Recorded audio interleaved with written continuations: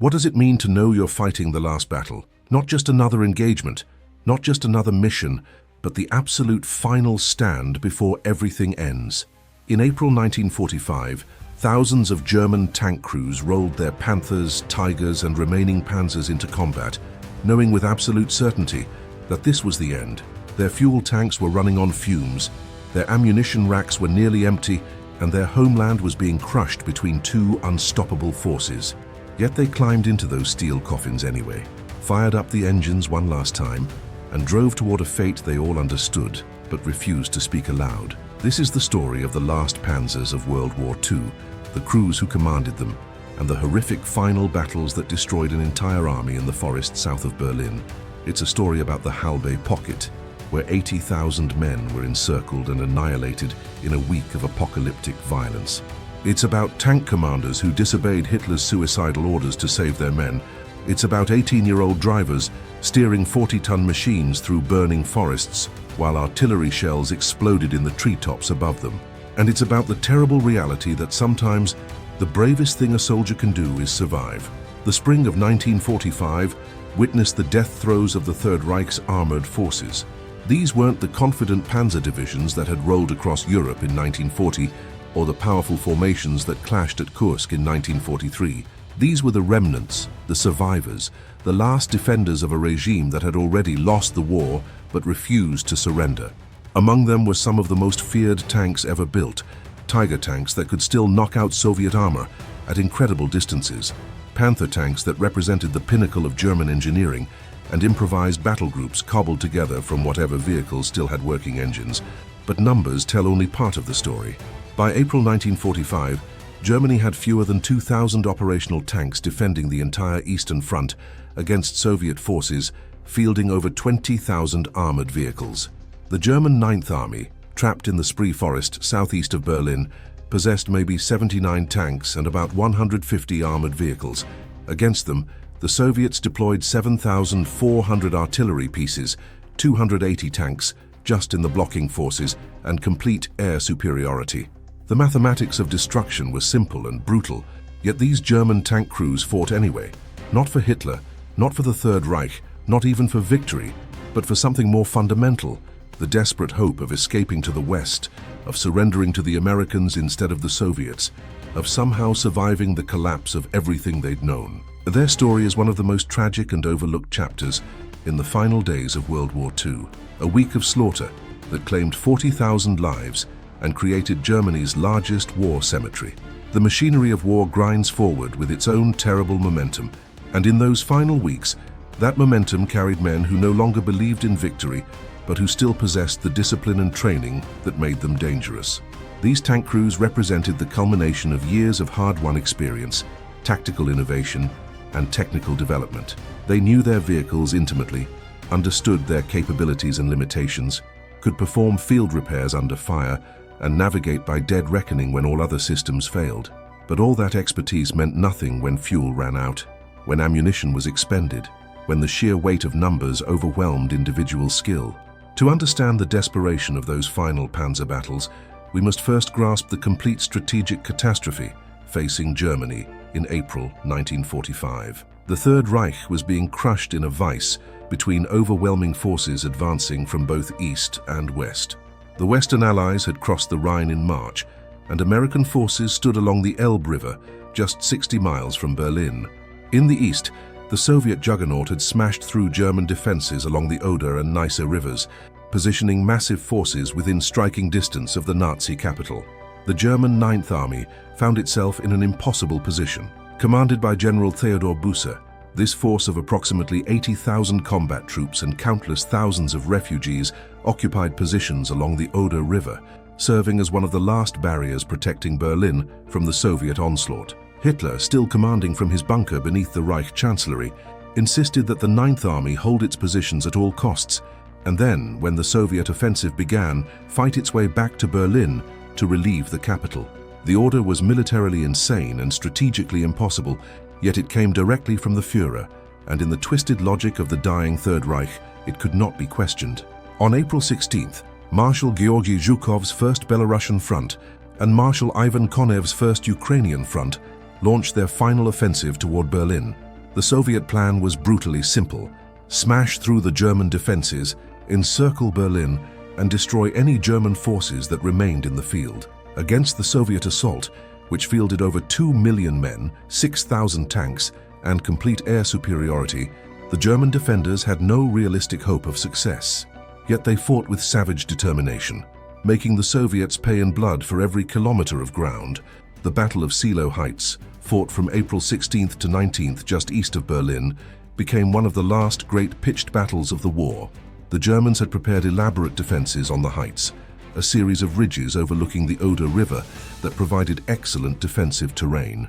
They deployed what remained of their armor, including elements of the Panzer division Müncheberg, which had been hastily formed just weeks earlier from various remnants, and the dissolved 103rd SS Heavy Panzer Battalion. The division possessed several of the last Tiger tanks sent to the front, along with Panther tanks equipped with experimental infrared night fighting equipment and the formidable Jagdtiger tank destroyers.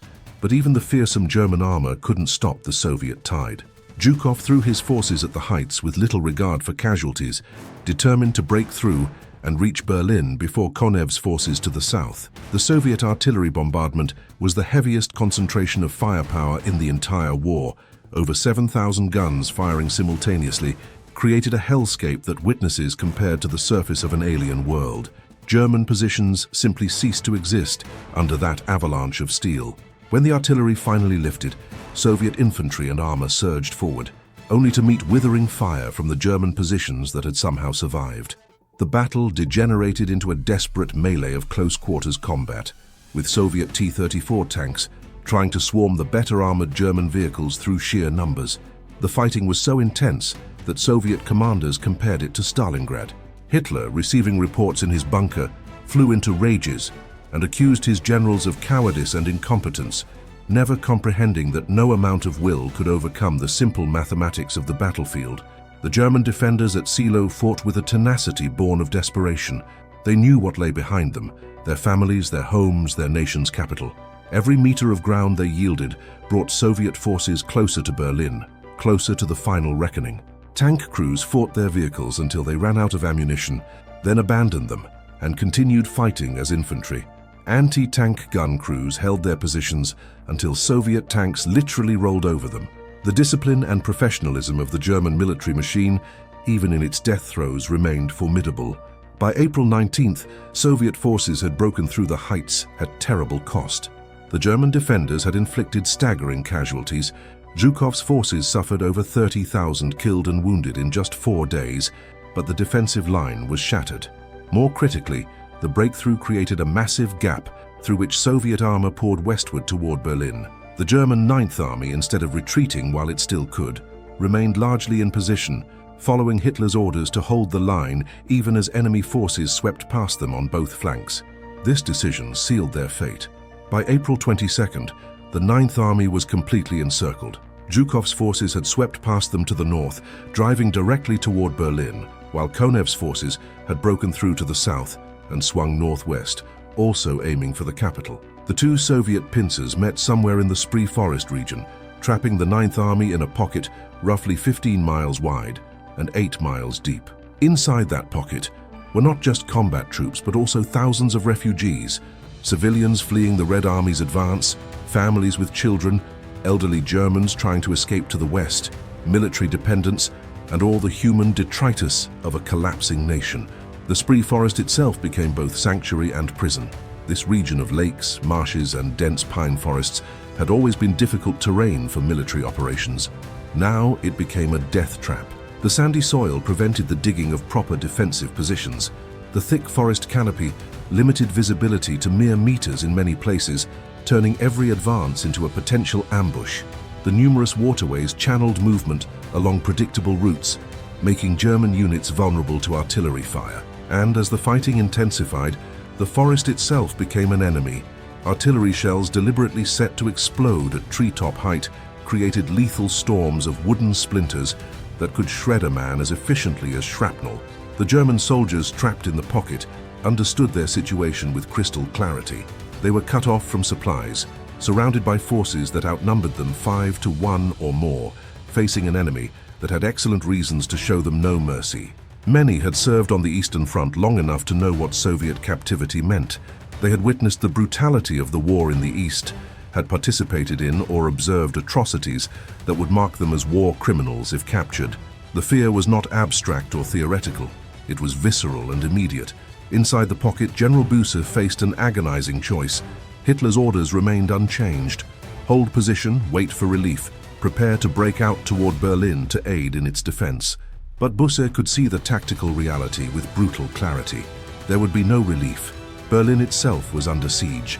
The Ninth Army's only hope for survival lay in breaking out westward, linking up with General Walter Wenck's 12th Army, which was approaching from the direction of the Elbe River, and then fighting their way west to surrender to the Americans.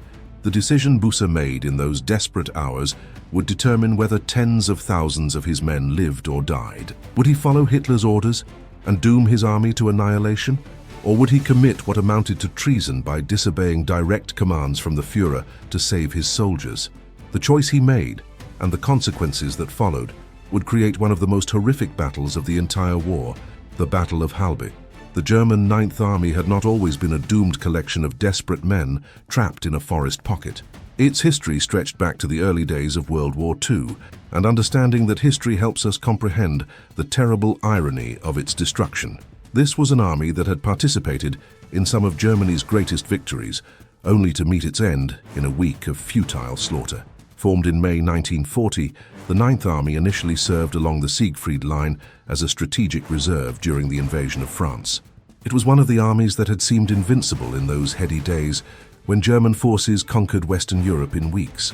Later, during Operation Barbarossa, the invasion of the Soviet Union, the Ninth Army fought its way deep into Soviet territory, participating in the great encirclement battles that destroyed entire Soviet armies and captured millions of prisoners. But the Eastern Front ground down even the most powerful German formations. The Ninth Army suffered catastrophic losses during the Soviet counteroffensive in the summer of 1944, losing 40% of its strength in weeks of desperate fighting. The formations that had once seemed unstoppable were rebuilt from units pulled from Italy and other fronts, filled with increasingly younger recruits who lacked the training and experience of the men they replaced. By early 1945, the Ninth Army was a shadow of its former self, reduced to perhaps 100,000 men and 800 tanks, though these numbers would continue to dwindle as the final Soviet offensive approached. The armor available to the Ninth Army in April 1945 represented a cross-section of German tank development and the desperate improvisation of the war's final months. There were still some Tiger tanks, the famous heavy tanks that had terrorized Allied forces since their debut in 1942. These 56-ton monsters mounted the devastating 88mm gun that could destroy any Allied tank at ranges where they couldn't even fight back. But Tigers were temperamental machines, mechanically complex and prone to breakdown. They consumed enormous amounts of fuel, a critical problem when Germany's refineries had been bombed into rubble and required constant maintenance that was nearly impossible to provide in combat conditions. The Panther tanks represented what might have been if Germany had possessed the resources to mass-produce them in sufficient numbers.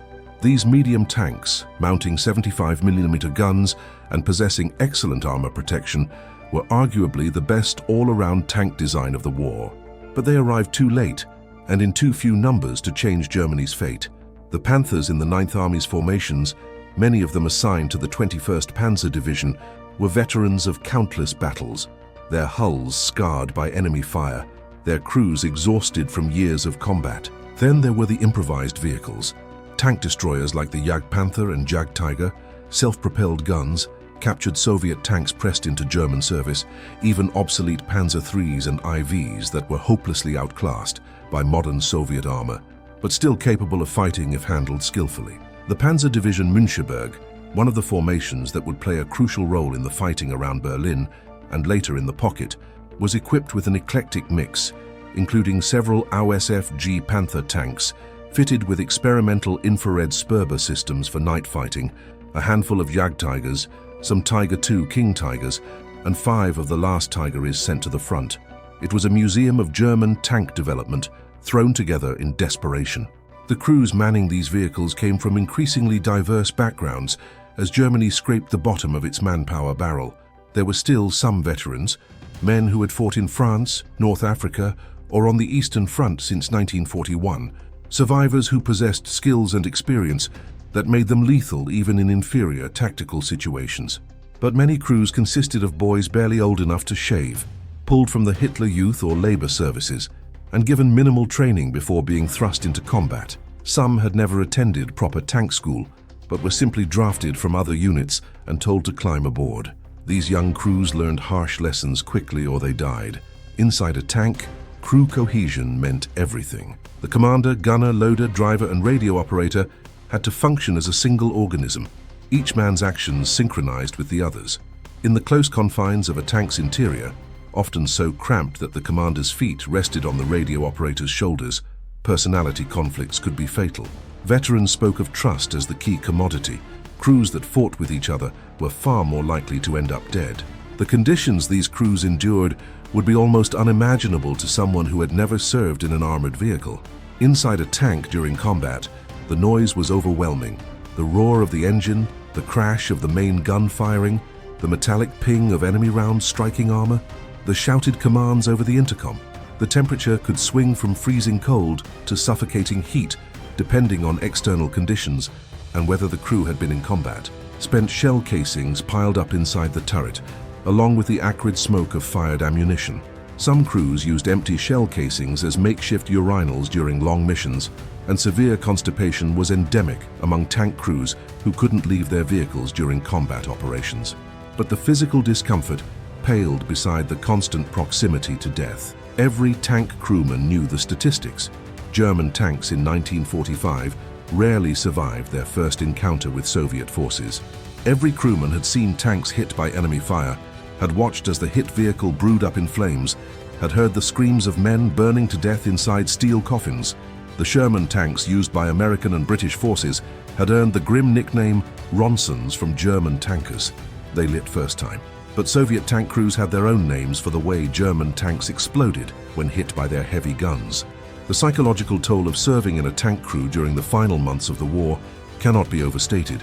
These men lived with the knowledge that every mission might be their last, that every time they buttoned up their hatches and rolled forward, they might never climb out again. They watched friends die in horrible ways.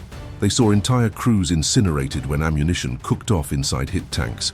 They witnessed the aftermath of close-range penetrations, where superheated metal fragments turned the interior of a tank into an abattoir. And yet they continued to function, continued to follow orders, continued to fight. For the crews trapped in the Halbe Pocket in late April 1945, these fears became daily reality. They were surrounded by vastly superior forces, cut off from supplies, with dwindling fuel and ammunition. Many tank commanders knew their next combat mission would likely be their last. Yet they maintained their vehicles as best they could, loaded their ammunition racks, and prepared to fight when ordered. Their discipline held even as the world collapsed around them. The refugees trapped in the pocket with them added another dimension of horror to the situation. Estimates suggest anywhere from 30,000 to 50,000 civilians were caught in the encirclement. Women, children, elderly Germans, families that had fled westward ahead of the Soviet advance, only to find themselves trapped between two armies. These civilians had heard the stories about what happened to Germans captured by Soviet forces, particularly women and girls. The fear was not unfounded. The Red Army's advance through Eastern Europe had been marked by widespread atrocities against German civilians, acts of vengeance for the atrocities Germany had inflicted on the Soviet Union during the invasion and occupation. So the pressure on General Buss and his subordinate commanders was immense. They were not just responsible for their soldiers, but for tens of thousands of terrified civilians who looked to the army for protection. Breaking out of the encirclement was not just a military necessity, but a humanitarian imperative. If the Ninth Army surrendered in place or was destroyed, what would happen to those civilians? The answer was too terrible to contemplate. In the small village of Halbe, at the western edge of the pocket, German commanders identified their one hope for escape. The village sat at a crucial crossroads, and more importantly, it lay along the most direct route westward toward the positions of Wenck's 12th Army. If the encircled forces could concentrate their remaining armor and punch through the Soviet lines at Halbe, if they could force open a corridor and keep it open long enough for the infantry and refugees to flood through, If they could link up with Wenck's forces advancing from the west, then they might be able to escape the pocket and retreat toward the Elbe River and American lines beyond. Troops began calling Halbe the eye of the needle through which an entire army would have to pass. It was a grimly appropriate metaphor. The breakout would require forcing tens of thousands of men, women, children, and the remnants of military units through a narrow corridor, while Soviet forces attacked from three sides with overwhelming firepower. The chances of success were minimal. The likelihood of catastrophic casualties was certain. But the alternative was death or Soviet captivity, which many considered the same thing. The story of the last Panzer battles centers on themes that transcend simple military history. Themes of desperate men making impossible choices, of authority being challenged when authority becomes divorced from reality, of the terrible price of loyalty when loyalty is demanded by those who have already lost their claim to it. These themes found their fullest expression in the decisions made by General Theodor Busse as he planned the breakout from the Halbe Pocket. Busse occupied an almost impossible position. He was a professional military officer, trained in the German tradition of obedience to orders and chain of command. His entire career had been built on following orders, even when those orders seemed unwise or costly. But by late April 1945, the orders coming from Hitler's bunker had passed beyond unwise into the realm of insane. Hitler still spoke of relief offensives, of armies that no longer existed coming to Berlin's rescue, of victory being snatched from the jaws of defeat through will and determination. Hitler lived in a fantasy world, sustained by terror and surrounded by men too frightened to tell him the truth. Busse knew the truth. The Ninth Army could not break out toward Berlin to relieve the capital because Berlin itself was surrounded and being systematically destroyed in street-to-street fighting. The phantom relief armies Hitler spoke of were either fictional or so weak that they possessed no offensive capability. The 12th Army under Wenck was approaching, but Wenck had already made his own decision. He would try to rescue as many of the 9th Army's soldiers and refugees as possible, and then retreat westward to surrender to the Americans, not fight his way into Berlin in a suicidal attempt to delay the inevitable by a few more days. So Busse faced his choice: follow Hitler's orders and doom everyone in the pocket to death or captivity, or disobey, commit what amounted to treason in the eyes of the Nazi regime, and attempt a westward breakout that offered at least a chance of survival. The decision required not just courage, but a willingness to accept responsibility for the thousands who would die in the breakout attempt, balanced against the tens of thousands who might survive it. On the evening of April 25th, Busse issued his orders. The 9th Army would attempt to break out westward through Halbe. The decision represented open defiance of Hitler's commands, though Busse framed it in terms that provided minimal political cover. Shortly after midnight on the 25th, he received authority to decide for himself the best direction of attack. Whether that authority actually existed, or whether Busse simply claimed it existed, is unclear and ultimately irrelevant. What matters is that he made the decision and his officers followed him. The plan called for 2 battle groups to spearhead the initial assault. Kampfgruppe von Luck, built around the 21st Panzer Division and commanded by Colonel Hans Ulrich von Luck und Witten, would attack from Halbe toward the road center of Baruth to the southwest, opening a corridor and securing the crucial roads to Luckenwalde and Jüterbog. Kampfgruppe Pipkorn, consisting of remnants of the 35th SS and Police Grenadier Division, reinforced with tanks from the 10th SS Panzer Division and commanded by SS Standartenführer Rüdiger Pipkorn, would attack from the village of Schlipitz, paralleling von Luck's advance. The orders specified that the corridor, once opened, was to be used solely by military units. No civilians were to be allowed through. This restriction, which seems brutally cold on its surface, reflected the tactical reality that any mass movement of civilians would clog the roads and make military movement impossible. The armored spearheads had to move fast, hit hard, and keep the corridor open. If civilians flooded the roads in panic, the whole operation would collapse. Of course, that restriction would prove impossible to enforce once the fighting began. How do you stop desperate mothers with children from following an army that represents their only hope of escape? How do you turn back families fleeing an enemy they feared worse than death? The answer is you don't. And von Luck and Pipkorn both knew their orders regarding civilians would become irrelevant the moment the breakout began. The forces available for the breakout represented the last operational armor the 9th Army possessed. Perhaps 30 to 40 tanks in von Luck's group, another 10 to 15 in Pipkorn's formation, plus whatever self-propelled guns and armored vehicles could still move. Against them, the Soviets had positioned multiple rifle divisions reinforced with dug-in Stalin tanks, artillery in overwhelming quantities, and complete air superiority. The 50th Guards Rifle Division held Baruth, the critical road junction, with orders to hold at all costs. Other Soviet formations were positioned in depth across every likely escape route. The theme of disobedience extended beyond just Buss's defiance of Hitler. Von Luck himself would eventually disobey Buss's orders when the battle at Baruth became hopeless. Ordered to hold near Baruth and keep the corridor open, von Luck instead disbanded his battle group on April 27th, allowing his soldiers to attempt individual breakouts rather than die in a futile defense of an untenable position. That decision, another act of disobedience in a war where obedience had been the cardinal virtue, probably saved hundreds of lives, though von Luck himself was captured shortly afterward. Deeper themes of moral responsibility run through the breakout story. These were not armies fighting for noble causes or clear principles. By April 1945, most German soldiers knew their nation had committed unspeakable atrocities across Europe. Many had participated in those crimes or witnessed them. The regime they served had industrialized murder and spread suffering across a continent. Yet in the pocket at Halbe, the immediate moral question was simpler and more personal. How do you protect the people who depend on you when protection is almost certainly impossible? The tank crews preparing for the breakout grappled with their own version of this question. They knew their machines were worth more than their lives to the soldiers who would advance behind them and to the refugees who would follow. A Panther tank that could knock out Soviet positions from a distance, that could absorb hits that would kill any human being, that could crush through obstacles and create paths through minefields. Such a tank was infinitely valuable in the nightmare that Halbe would become. But every tank commander also knew that the life expectancy of armor in the coming battle could be measured in hours at best. There's a profound tragedy in the preparations those crews made.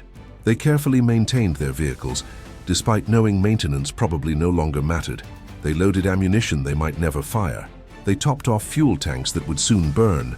They checked and rechecked systems that would fail, not through malfunction, but through enemy action. It was a kind of ritual, a way of imposing order and routine on chaos, of pretending that professionalism and skill could somehow overcome the simple mathematics of the battlefield. The breakout would also crystallize another theme that runs through the final battles of World War II, the absolute determination of German forces to surrender to Western Allied forces rather than Soviet forces. This was not just fear of captivity, though that fear was well-founded. Soviet POW camps were death camps in all but name, with survival rates that made Wehrmacht captivity camps look humane by comparison. But there was also the fear of retribution for specific atrocities, the knowledge that the SS units among the 9th Army's formations had participated in war crimes that would warrant execution if discovered. So the breakout was not just about military necessity, but about a desperate race westward, about reaching American or British lines before being overtaken by Soviet forces. This desperation would drive men to attempt escapes that bordered on suicide, to keep fighting when military logic said surrender was the only sensible option, to abandon wounded comrades they couldn't carry because stopping meant death for everyone. The psychological dimension of this desperation cannot be overstated. German soldiers in April 1945 were fighting not for victory, not even for honor, but for bare survival. They had seen their nation reduced to rubble, their families displaced or killed, their entire world destroyed. The certainty of defeat hung over everything like a shroud, yet still they fought, driven by some combination of training, discipline, fear, and the desperate hope that somehow, against all odds, they might survive to see the war's end. The first breakout attempt began on April 24th, before von Luck and Pipcorn's battle groups launched their coordinated assault. Elements of the 9th Army attempted to force their way through Soviet lines in multiple locations, probing for weak points that might be exploited. These early attacks achieved nothing except casualties. The Soviet defensive lines, though not continuous in the dense forest terrain, were strong enough and positioned in sufficient depth that uncoordinated attacks simply resulted in German forces being chewed up piecemeal.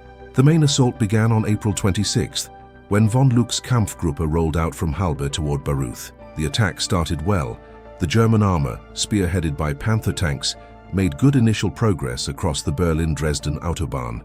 The Panther was still a formidable weapon in 1945, and when handled by experienced crews, it could dominate the battlefield even against superior Soviet numbers. The Germans' advance was supported by whatever artillery the Ninth Army could still deploy, and by the desperation of men who knew this was their only chance. But as von Luck's forces approached Baruth, they ran directly into the prepared defenses of the 50th Guards Rifle Division. The Soviets had positioned Stalin tanks, the IS-2 heavy tanks that mounted 122mm guns, in dug-in positions that made them almost impossible to destroy from the front. These monsters could punch through a Panzer's armor at almost any range, while the Panthers had to maneuver for flank shots to have any hope of killing a dug-in Stalin. The battle degenerated into a brutal slugging match. Pipkorn's Kampfgruppe, advancing from Schliepitz, ran into the 329th Rifle Division almost immediately and was scattered by heavy fire. Some armored elements, including several Panthers, managed to break through and reach Baruth, where they joined von Luck's battered formation. But the battle group as a coherent formation ceased to exist within hours of launching its attack. At Baruth, a pitched battle developed that neither side could afford to lose. For the Germans, Baruth was the key that unlocked their escape route. If they could secure the road junction, they could funnel their forces westward toward Wenck's approaching 12th Army. For the Soviets, Baruth was a cork that plugged a potential gap in their encirclement. If the Germans broke through there, they might achieve a mass escape that would embarrass Soviet commanders and allow tens of thousands of enemy soldiers to escape. The fighting in and around Baruth on April 26th and 27th showcased both the capabilities and limitations of German armor in the war's final days. Individual German tanks, when well positioned and skillfully handled, could still dominate local sectors of the battlefield. Panthers engaging Soviet T-34s at range had significant advantages in gun performance and armor protection. Tiger tanks, when they appeared, were nearly invulnerable from the front and possessed firepower that could destroy any Soviet vehicle with a single hit. But numbers and logistics trumped tactical superiority. For every Soviet tank the Germans destroyed, more appeared. Soviet artillery pounded German positions without pause, and German counter-battery fire was weak and sporadic due to ammunition shortages. Soviet aircraft appeared whenever weather permitted, bombing and strafing German concentrations. The Luftwaffe, which had once dominated European skies, was nowhere to be seen. German tanks ran out of fuel and had to be abandoned. Ammunition supplies dwindled until tank commanders were forced to choose their shots carefully, engaging only when they had clear, close-range opportunities. The Soviet air assault on April 26th proved particularly devastating. The IV Bomber Air Corps hit German positions around noon with 55 aircraft. The I and II Air Assault Corps followed with repeated strikes of 8 to 10 aircraft each throughout the afternoon and evening. Soviet records claim approximately 500 sorties were flown against the German battle groups that day. The bombing created chaos among German formations, shattered whatever coordination existed between scattered units, killed hundreds of soldiers, and destroyed numerous vehicles, and made it almost impossible for German commanders to control their units or communicate effectively. By the evening of April 26th, von Luck's and Pipkorn's battle groups had suffered catastrophic losses. Soviet reports, which may be exaggerated but probably aren't far from reality, claimed 5,000 prisoners taken, 40 tanks and self-propelled guns destroyed, and nearly 200 artillery pieces captured. These forces and weapons would be desperately missed in the subsequent breakout attempts.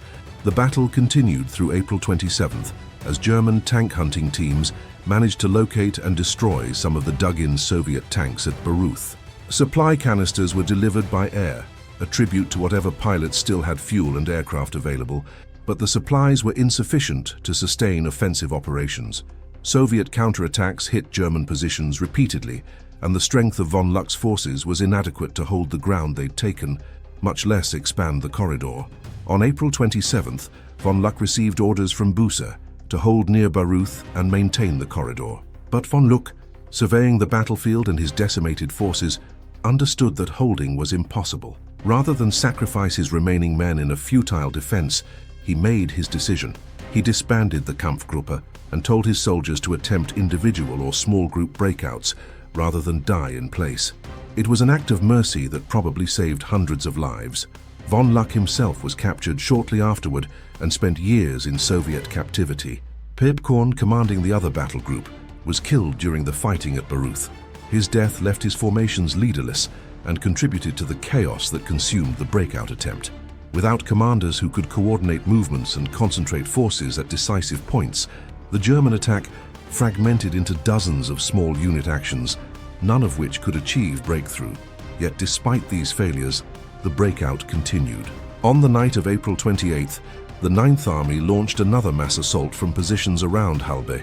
This time, rather than relying on coordinated battle groups, German forces attempted to overwhelm Soviet positions through sheer numbers and desperate determination. The spearhead consisted of the 502nd SS Heavy Panzer Battalion, with whatever King Tiger tanks remained operational, supported by remaining elements of the Panzer Grenadier Division Kurmark. The attack was launched in two wedges, attempting to create multiple breakthrough points that would confuse Soviet defenders and make it harder for them to concentrate their defensive fire. Unlike the earlier attempts, this assault achieved partial success. German forces, led by the massive King Tigers, managed to punch through the first Soviet defensive line and began advancing westward toward the positions of Wenck's 12th Army. The King Tigers played a crucial role in this breakthrough. These 68-ton behemoths, mounting 88mm guns and protected by armor up to 180mm thick, were nearly impervious to frontal attack. Soviet T-34s and even IS-2 Stalin tanks struggled to penetrate King Tiger armor, except at very close range or from the flanks. The psychological impact of these massive tanks was as important as their firepower. Soviet infantry knew that standard anti-tank weapons were largely ineffective against them, and even Soviet tankers approached King Tigers with caution. But success brought its own horrors. As German military units forced openings in the Soviet lines, civilian refugees flooded into the corridors. Thousands of women, children, and elderly Germans, people who had been hiding in the forests or trapped in small villages within the pocket, saw their chance to escape and took it. The narrow forest roads became choked with humanity. Soldiers trying to maintain formation found themselves mixed with civilian refugees. Vehicles couldn't maneuver, units lost cohesion, and Soviet artillery, recognizing what was happening, began pounding the escape routes with everything they had. The scene in the forests south of Halbe during those nights defied description. Artillery shells set the pine trees ablaze, creating walls of fire that trapped refugees and soldiers alike. Soviet forces had learned to set their shells to explode at treetop height, creating deadly storms of wooden splinters that could kill just as efficiently as shrapnel. The sandy soil prevented soldiers from digging in, offering no protection from the bombardment. Smoke from hundreds of fires obscured everything, making it nearly impossible to determine which direction was west and which would lead back into Soviet-controlled territory. Individual tank crews fought their own private battles during the chaos. A Panther commander might find himself leading a column of refugees, trying to shield them with his armored vehicle, while simultaneously fighting off Soviet tanks that appeared out of the smoke. Tiger crews engaged in point-blank duels with T-34s in forest clearings, where neither side could maneuver. Self-propelled guns provided fire support for infantry, trying to hold corridor shoulders open, knowing that when their ammunition ran out, they would have to be abandoned. The human cost was appalling. Soviet forces claimed to have killed 60,000 German soldiers during the battle for the Halbe Pocket, though this number almost certainly includes many civilians who were counted as combatants. German sources acknowledge losing approximately 40,000 killed, with another 60,000 taken prisoner, but nobody knows how many civilians died. Estimates range from 5,000 to 10,000, but the true number will never be known, because in the chaos of the breakout, many bodies were simply left where they fell, and the forests and marshes consumed them. The forests themselves became killing grounds in ways that transcended conventional combat. Families became separated in the smoke and confusion, never to reunite. Children wandered lost through burning woods. Wounded soldiers dragged themselves toward imagined safety, only to succumb to their injuries or be overtaken by Soviet forces. The elderly and infirm, unable to keep pace with the desperate flight westward, were left behind to face uncertain fates. The breakdown of all social order, the reduction of existence to pure survival instinct, created scenes of horror that survivors would carry with them for the rest of their lives. Yet despite everything, approximately 25,000 to 30,000 soldiers and uncounted thousands of civilians managed to break through the Soviet encirclement and reach the lines of Wenck's 12th Army. It was perhaps 1/5 of those who had been trapped in the pocket, a catastrophic casualty rate that would be remembered as one of the greatest slaughters of the entire war. But for those who escaped, it represented survival against impossible odds. The Battle of Halbe forces us to confront uncomfortable questions about the nature of military duty, the price of ideological loyalty, and the terrible choices faced by commanders when their nations have already lost. There is no sanitized way to discuss this battle, no narrative that makes the participants into simple heroes or villains, no clean moral lesson that emerges from the carnage. Start with the most basic question: should the breakout have been attempted at all? A cold military analysis might conclude that surrendering in place would have saved more lives. The breakout cost perhaps 40,000 German military deaths and uncounted thousands of civilian casualties. If the Ninth Army had simply surrendered when first encircled, most of those people would have lived, at least initially. Soviet captivity was brutal, and many German POWs died in Soviet camps over the subsequent years, but not at the rate they died in the forests around Halbe. But that analysis ignores the human psychology at work. German soldiers and civilians in April 1945 were terrified of Soviet captivity, and their fear was not unfounded. The Red Army's advance through Eastern Europe had been marked by widespread atrocities, mass rapes, summary executions of suspected SS members, brutal treatment of POWs. German forces had committed similar and worse atrocities during their occupation of Soviet territory, but knowing that fact did not make the prospect of Soviet revenge any less terrifying to the individual soldier or refugee trapped in the pocket.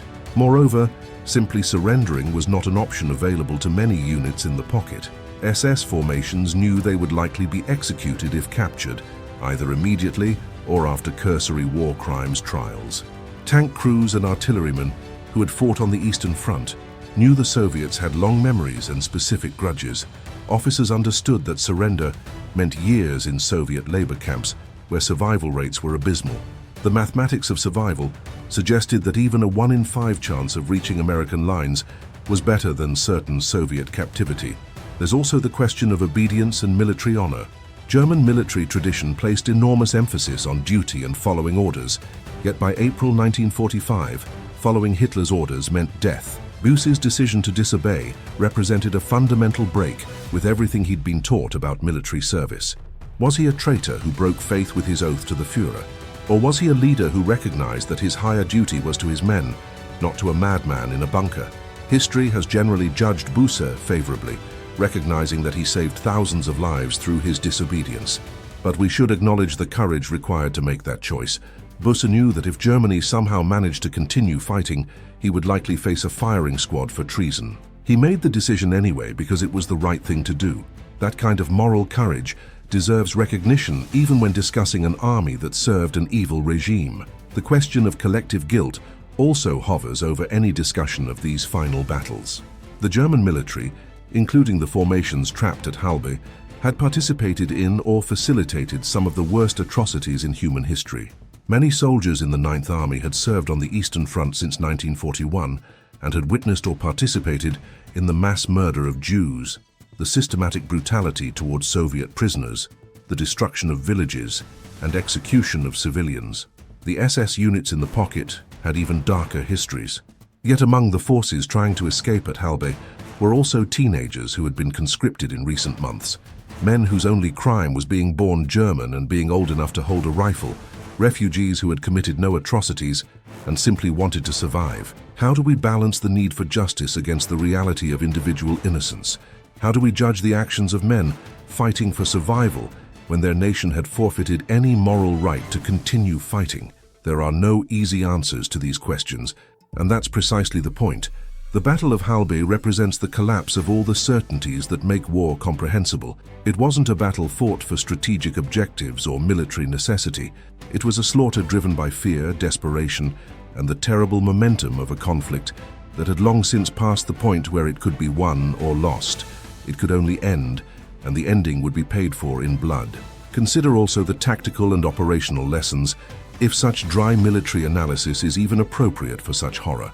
The battle demonstrated yet again that even the best tanks and the most skilled crews cannot overcome overwhelming numerical and material superiority. German armor at Halbe could still win individual engagements, but winning engagements meant nothing when the enemy could replace every loss and the Germans could not. The Panthers and Tigers that broke through Soviet lines at Halbe were eventually destroyed or abandoned not through enemy action, but through lack of fuel and ammunition. The battle also showcased the limitations of tactical skill when strategic position is hopeless. German officers at Halbe were among the most experienced in the world, veterans of years of brutal combat who understood armor tactics and operational maneuver as well as anyone alive. But all their skill could not compensate for being completely encircled by vastly superior forces, with no hope of resupply or reinforcement. Tactical excellence can win battles, but it cannot overcome strategic catastrophe. From the Soviet perspective, the Halbe Pocket represented both a triumph and a missed opportunity. They succeeded in destroying an entire German army and preventing it from intervening in the battle for Berlin. But they also allowed a significant portion of that army to escape, and those escaped forces would eventually surrender to the Americans rather than the Soviets. For Stalin and his marshals, this represented an embarrassment. Tens of thousands of enemy soldiers had slipped through their grasp at the moment of final victory. The Soviet conduct of the battle also deserves examination. Soviet forces at Halbe employed tactics that maximized German casualties, with little regard for distinguishing between military and civilian targets. Artillery fire deliberately targeted refugee columns. Aircraft attacked any movement they detected, without attempting to determine whether targets were combatants or civilians. The excuse that such distinction was impossible in the chaos of battle has validity, but it's also true that Soviet forces showed little concern for civilian casualties throughout their advance into Germany. This brings us to perhaps the most troubling aspect of the battle, the fate of the civilians. Thousands of German women, children, and elderly people died in the forests around Halbe, killed by Soviet artillery and air attacks, or caught in the crossfire of ground combat. These were not combatants, and while they were citizens of a nation that had committed terrible crimes, they were not personally guilty of those crimes. Their deaths represent one of the countless tragedies of the war's final weeks, when the machinery of violence ground on regardless of who stood in its path. Yet we cannot ignore that these same German civilians had often supported or at minimum tolerated the Nazi regime during its years of conquest and genocide. Some had benefited from that regime through property seized from murdered Jews or slave labor provided by occupied territories. The moral calculus becomes impossibly complex when we try to assess responsibility and deserved punishment across entire populations. The intersection of military necessity and humanitarian catastrophe at Halbe represents one of war's fundamental dilemmas. When armies collapse and societies disintegrate, when the distinction between combatant and civilian becomes blurred by chaos, when survival becomes the only imperative that matters, what rules still apply? The Geneva Conventions and laws of war seem almost quaint when confronted with the reality of Halbe, a massive encirclement where military units and refugee columns were so intermingled that targeting one meant killing the other. On May 1st, the fighting in the Halbe Pocket effectively ended. The remnants of the 9th Army that had escaped westward were either attempting to reach Wenck's positions or had already been overrun again by Soviet forces pursuing them. Those who remained in the pocket surrendered or were destroyed. The Battle of Halbe was over, though the dying would continue for days as wounded soldiers succumbed to their injuries and stragglers were hunted down by Soviet forces. One particular panzer has become symbolic of the entire catastrophe, the last Tiger tank of Panzer Division Müncheberg, which fought its way into Berlin and made a final stand near the Brandenburg Gate. Commanded by SS Unterscharführer Georg Diers, this Tiger engaged in desperate urban combat during the final days of Berlin's defense. Diers and his crew claimed to have destroyed 39 Soviet tanks during the Berlin fighting, an astonishing tally if accurate, though verification is impossible given the chaos of the battle. Following Hitler's death on April 30th, Diers' Tiger participated in one of the last organized military actions of the European war, an attempted breakout from Berlin by whatever armored vehicles still remained operational. The breakout was doomed from the start. Berlin was completely surrounded by Soviet forces positioned in overwhelming strength, but for the defenders, remaining in Berlin meant certain death or captivity. They had to try. The Tiger rolled out from its position and joined a column of other vehicles and soldiers attempting to force their way through Soviet lines. For a short distance, the breakout succeeded. The sheer power of the Tiger and the desperation of the soldiers created a brief corridor through Soviet positions. But the escape was short-lived. Dia's Tiger, ironically, was disabled by a German mine, one of the countless mines laid during the defense of Berlin, now claiming German vehicles during the breakout. The crew abandoned the vehicle and attempted to continue on foot, though records don't clearly indicate whether they survived the war. That last Tiger, disabled by its own side's weapons on the streets of a ruined city it had been sent to defend, serves as perhaps the perfect metaphor for the entirety of the last Panzer battles. All the technical sophistication, all the tactical skill, all the desperate courage of the crews meant nothing against the simple reality that the war was lost. The Tigers and Panthers and other German armor that fought in April and May 1945 were dinosaurs stumbling through a world that had already ended, dangerous still, but ultimately doomed. The Tiger, sitting abandoned just meters from the Brandenburg Gate, represented the final absurdity of the Panzer War. This vehicle, one of the most feared weapons of the entire conflict, capable of dominating any tactical situation when properly employed, reduced to a roadblock in its own capital city. The crew that had fought so desperately, that had survived week after week of combat, ultimately defeated not by enemy action, but by the accumulated weight of their own nation's collapse. At the Halbe Forest Cemetery today, approximately 24,000 German soldiers are buried, making it the largest World War II cemetery in Germany. About 10,000 of those buried are unidentified, their names lost to the chaos that consumed them.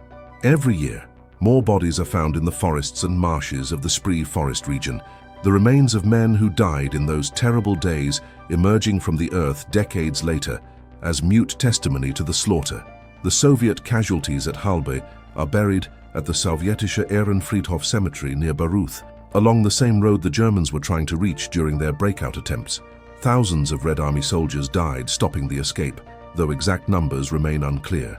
They were victors who would not live to enjoy the victory, dying in the last week of a war their nation had already won. The civilian deaths remain the great unknown and probably always will. Perhaps 5,000 died, perhaps 10,000, perhaps more.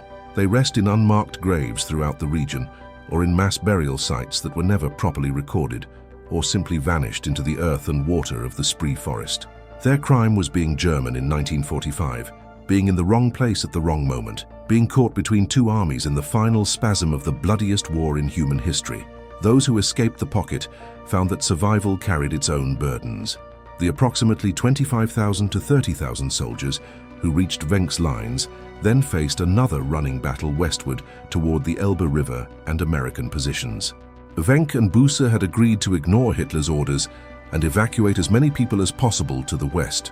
Between May 1st and 7th, the combined remnants of the 9th and 12th Armies fought a fighting retreat toward the Elbe, protecting columns of refugees and wounded soldiers, buying time with lives spent freely because time was all they had left to trade.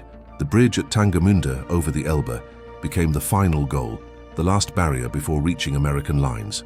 The bridge had been partially destroyed but remained passable. Between May 4th and 7th, thousands of German soldiers and civilians crossed that bridge under fire from pursuing Soviet forces. They stumbled across, exhausted, starving, many wounded, most having lost everything they owned and often everyone they loved. American soldiers on the far side watched them come, these remnants of an enemy that had seemed invincible just years before, now reduced to broken human beings, desperate only to survive. On May 7th, Germany signed the unconditional surrender that ended the war in Europe. For the men who had fought in the last Panzer battles, the war's end brought not celebration, but complex mixture of relief, grief, and an almost narcotic exhaustion. They had survived when so many hadn't. They would go home, those who still had homes to return to, carrying memories that would never truly fade. The tank crews particularly struggled with their memories. Inside a tank, death was intimate and constant. Every crew had lost friends, had seen tanks brew up with men trapped inside, had heard the sounds men make when they burn. Some had been hit themselves, had felt the searing heat and acrid smoke of a penetrating shot, had scrambled desperately to escape their vehicle before it exploded or the fire reached the ammunition. Those experiences marked men permanently. In the decades after the war, some veterans wrote memoirs attempting to make sense of their experiences. Wolfgang Faust, a young Panther commander who survived the Halbe breakout, wrote an account titled The Last Panther that described in brutal detail the horror of the pocket and the chaos of the escape. His memoir shocked post-war German readers with its unflinching depiction of violence and suffering. Some critics condemned it as needlessly provocative. Others recognized it as a powerful testimony to the reality of war, stripped of propaganda and glory. What makes the last Panzer battles so compelling and so tragic is not the tactical details or the strategic significance. By April 1945, German armor could not affect the war's outcome, regardless of how skillfully it was employed. What makes these battles memorable is the human element, the choices made by men who knew they were living the final chapter of a story that could only end badly. General Busse choosing to disobey Hitler to save his men. Colonel von Luck disbanding his battle group rather than sacrifice it in a hopeless defense. Tank commanders spending the last of their ammunition protecting refugee columns. 18-year-old drivers steering their Panthers through burning forests toward an uncertain salvation. These actions reveal something fundamental about human nature under extreme stress. The last Panzer rolled out, knowing it wouldn't return to base because there was no base to return to. There were no replacement parts, no maintenance facilities, no safe rear areas where vehicles could be repaired and crews could rest. There was only forward motion toward an uncertain goal, driven by hope that somewhere ahead lay survival. Every commander who gave the order to advance, every driver who engaged the transmission and started forward, every gunner who peered through his sights at yet another enemy target, understood that they were participating in the end of something. The German armored forces that had revolutionized warfare and conquered a continent ended not with dramatic last stands or heroic sacrifices, but with abandoned vehicles running out of fuel, disabled tanks burning beside forest roads, and exhausted crews surrendering because they simply couldn't continue. It was an ending devoid of glory, but filled with the kind of courage that doesn't require glory, the courage to keep trying when trying is futile, to maintain discipline when everything has fallen apart, to protect those who can't protect themselves when protection is almost certainly impossible. In the forest south of Halbe, rusted metal still occasionally surfaces, fragments of tanks, shell casings, equipment left behind during those terrible days 80 years ago. The forest has reclaimed the battlefield, covering the scars though never truly erasing them. Walk those woods today, and you walk on ground that absorbed more blood in 1 week than most places see in lifetimes. Listen carefully, and perhaps you'll hear echoes of engines that fell silent decades ago, the last Panzers rolling out on their final missions, carrying men who knew they were living borrowed time. This is their story, the story of the last battles and the men who fought them. Not the history we prefer, not the clean narrative of good triumphing over evil, but the messy, tragic, complicated reality of war's ending. When the last Panzer rolled out in April 1945, it rolled into history, carrying with it a final reminder that technological sophistication and tactical skill mean nothing when the cause is lost, and the only question remaining is, how many more must die before everyone accepts that the dying should stop? They were men, those final Panzer crews. Not monsters, not heroes, just men caught in circumstances beyond their control, making impossible choices in impossible situations. Some had committed crimes that deserved punishment. Others were guilty only of being born at the wrong time in the wrong place. All of them climbed into steel machines and drove toward battles they knew they couldn't win, fighting not for victory, but for survival. Not for ideology, but for their comrades, and for the terrified civilians who depended on them. When we remember them now, we remember not to honor their cause. That cause was long past any claim to honor, but to understand the human cost of war when war continues beyond reason. We remember so that future generations might recognize when the dying should stop before the last soldiers roll out on missions from which they won't return. That knowledge, purchased at such terrible cost in the forests around Halbe, remains their gift to us. Not glory, not triumph, but the bitter wisdom that sometimes the bravest thing a soldier can do is survive, and sometimes the most moral thing a commander can do is disobey orders that lead only to meaningless death. The last Panzer has long since rusted away, its crew scattered to time and memory, but their story endures. A reminder of war's cost, measured not in strategic objectives or territorial gains, but in human lives spent freely, in the desperate hope that spending them might mean something, that their sacrifice might purchase survival for those who followed. In the end, that's all any soldier can hope for, that their sacrifice means something to someone. For the men who fought the last Panzer battles, that meaning was simple. They bought time with their lives so others might live. In a war defined by industrial-scale murder and ideological madness, that basic human decency shines through the darkness like the faint light of dawn after the longest night. The lessons of Halbe echo across the decades. Wars that continue beyond rational purpose consume soldiers and civilians alike with indiscriminate brutality. Orders that require senseless sacrifice deserve to be disobeyed. Technology and training cannot overcome strategic collapse, and in the end, the individual human stories of courage and cowardice, sacrifice and survival, desperation and hope matter more than the grand narratives of nations and ideologies. Those last panzers, rolling out into the forests south of Berlin in April 1945, carried men who had already seen too much, fought too long, lost too many friends. They knew the war was lost.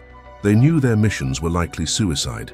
They knew that history would judge their nation harshly and that being remembered at all was uncertain.